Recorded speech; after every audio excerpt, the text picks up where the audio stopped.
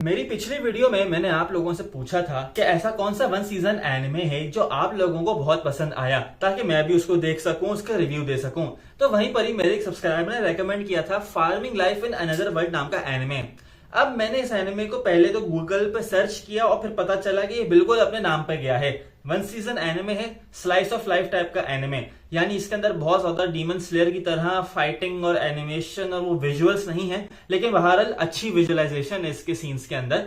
तो मैंने सोचा कि क्यों ना उसको ट्राई किया जाए, तो मैंने अभी बिंज वॉच करके खत्म किया। तो यहाँ पे इसका मैं एक रिव्यू देने वाला हूँ। ये एक स्लाइस ऑफ लाइफ टाइप का एनिमे है जिसके अंदर एक ही बंदे की डे टू डे रूटीन दिखाई जाती है। उसी के साथ इसमें एक बहुत ही स्लाइट सा इसेकाई टाइप का टच भी है। होता कुछ ऐसा है कि हमारे पास एक मेन कैरेक्टर होता है, जब वो दुनिया में जिंदा होता है तो उसके साथ बहुत बुरा सलूक होता है। वो पूरा टाइम बीमार रहता है, हॉस्पिटल में होता है, बेड रिडन होता है, ना वो कुछ कर पाता है ना वो कुछ सीख पाता है। तो वो पूरा टाइम एक फार्मिंग का शो देखा रहा होता है। अल्टीमेटली उसकी डेथ हो जाती है।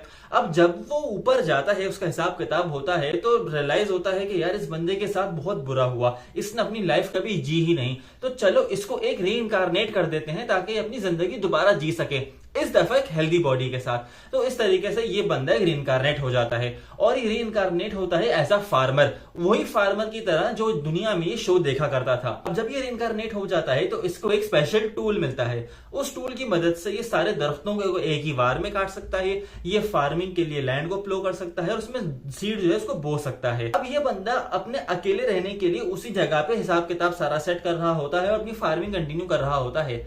लेकिन ये अपनी फार्मिंग इतनी अच्छी तरीके से करता है और उसको फिर आहिस्ता आहिस्ता लोग मिलना स्टार्ट हो जाते हैं और फिर देखते देखते वो छोटा सा विलेज बहुत बड़ा विलेज मिल जाता है। And I think by the next season ये पूरा शहर बन चुका होगा। ये बंदा जब अपना जो विलेज बना रहा होता है, ये फार्म बेसिकली वो एक जंगल के बीच में होता है और उस जंगल को गवर्न करती है एक बहुत बड़ी ड्रैक्यूला टाइप का गवर्नर।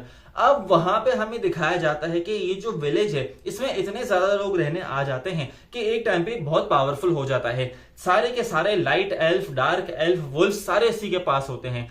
अब इसकी जो पावर है वो इतनी बढ़ जाती है, आप कह सकते हो मिलिट्री पावर, कि बाकी जगहों के रहने वाले लोगों को इससे डर लगना शुरू हो जाता है। जहां तक मुझे लग रहा है नेक्स्ट सीजन में या हमें ये भी दिखा देंगे कि इस बंदे की जंग होना स्टार्ट हो जाती है। लेकिन पॉइंट इज कि ये काफी अच्छा एनिमे है। अगर आप एक ऐसा एनिमे देखना चाहते हो जिससे आपका दिमाग रिलैक्स कर सके, आपको बहुत ज्यादा ग्रीनरी मिले, यानी कि नॉर्मली एनिमेस के अंदर जब फाइटिंग हो रही होती है तो बहुत ज्यादा ब्लड शेड और रेडनेस कलर का एनिमेशन होती है, लेकिन अगर आप एक सिंपल क्लीन ग्रीनरी देखना चाहते हो तो ये एनिमे आपके लिए है।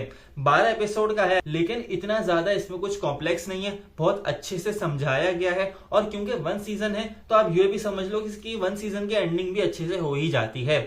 आई वुड हाईली रिकमेंड कि आप ये देखो, क्योंकि जब मैं इसको स्टार्ट करने वाला था तो मेरा एक परसेप्शन ये था कि ये एक सिंपल सा फार्मिंग टाइप का एनिमे होगा, लेकिन आई रियलाइज कि फार्मिंग के बियॉन्ड इसको आगे लेके बढ़ाया गया है, विच इज रियली गुड।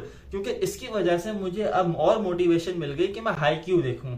अगर आपको नहीं पता तो हाईक्यू एक बास्केटबॉल इंस्पायर्ड एनिमे है और मैं उसको अभी सिर्फ इसी वजह से नहीं देख रहा क्योंकि मुझे बास्केटबॉल ना खेलने का इतना शौक है ना देखने का इतना शौक है।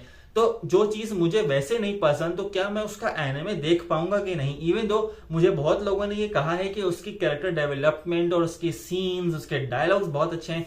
अगर आपने हाईक्यू देखा है तो कमेंट सेक्शन में जरूर बताइएगा कि वो कैसा एनिमे है और क्या मुझे वो देखना चाहिए आज के टाइम में कि नहीं।